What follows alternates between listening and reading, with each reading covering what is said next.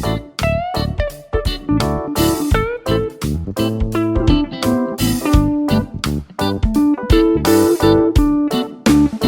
Hello welcome to cook with Nandu. It's Sunday afternoon. இன்றைக்கி நம்ம பார்க்க போகிற லன்ச் ரெசிபி வெஜ் புலாவ் எப்படி செய்கிறதுன்னு பார்க்கலாம். அதுக்கு சைட் டிஷ்ஷாக பொட்டேட்டோ கிரேவி எப்படி செய்கிறதுன்னு நம்ம பார்க்க போகிறோம்.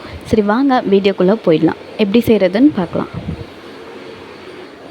ஒரு குக்கரில் எண்ணெய் ஆட் பண்ணிக்கோங்க. குக்கர் நல்லா சூடானதுக்கப்புறம் எண்ணெய் ஆட் பண்ணிவிட்டு 2 ஸ்பூன் எண்ணெய் ஆட் பண்ணிங்கன்னா கரெக்டாக இருக்கும். அது கூட ஒரு பட்டை, சோம்பு, கல்பாசி, ஏலக்காய் இது மட்டும் நான் ஆட் பண்ணியிருக்கேன். அதுக்கப்புறமா வெங்காயம் நம்ம ஆட் பண்ணிவிட்டு நல்லா வதக்கி கொடுங்க. இப்போது நீல வாக்கில் 2 பச்சை மிளகாய் கட் பண்ணி வச்சுருக்கேன்.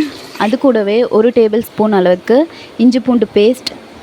இப்போ நான் ஆட் பண்ணுறது பிரியாணி மசாலா, அதை மட்டும் தான் ஆட் பண்ணியிருக்கேன். பிரியாணி மசாலா நான் வீட்டில் அரைச்சது. பட்டை, லவங்கம், ஏலக்காய், கிராம்பு, அன்னாச்சி பூ என்னென்னலாம் நம்ம போடணுமோ அது எல்லாமே பவுட்ரு பண்ணி வச்சுட்டோம்னா நம்ம வேஸ்டேஜ் இல்லாமல் கீழே எடுத்து வைக்க வேண்டாம். ஸோ அதனால் பவுட்ரு பண்ணி நான் வச்சுருக்கேன்.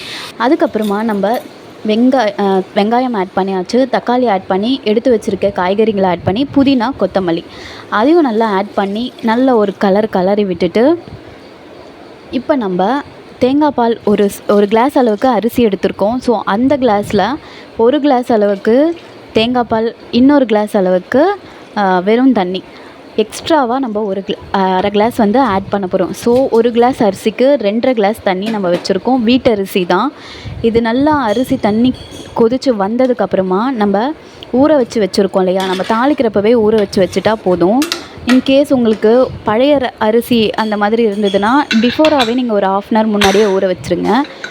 நம்ம வெயிட் போட்டுட்டு ஒரு 2 to 3 விசில் விட்டு நம்ம இறக்கி எப்படி இருக்குன்னு பார்க்கலாம். நல்லா உதிரியாக செம்ம டேஸ்ட்டாகவும் இருக்கும். நீங்கள் தேங்காய் பால் ஆட் பண்ணி செய்கிறதால வெஜ் புலாவ் ரொம்ப ரெஸ்டாரண்ட் ஸ்டைலில் செம்ம டேஸ்ட்டாக கிடச்சிருக்கும். நீங்கள் மறக்காமல் இதை ட்ரை பண்ணி பாருங்கள். அது கூடவே வெஜ் குருமா கூட நீங்கள் செய்யலாம். இன்றைக்கி நான் வெஜ் புலாவ் செஞ்சதால் உருளைக்கிழங்கு வச்சு ஒரு நியூ டிஷ் செஞ்சுருக்கேன். அதை நம்ம சேனலில் அப்லோட் பண்ணியிருக்கேன், போய் பாருங்கள். தேங்க்யூ ஃபார் வாட்சிங். இந்த வீடியோ கண்டிப்பாக பிடிச்சிருக்கோன்னு நினைக்கிறேன். லைக் பண்ணி, ஷேர் பண்ணி, கமெண்ட் பண்ணுங்கள், சப்ஸ்கிரைபும் பண்ணிக்கோங்க.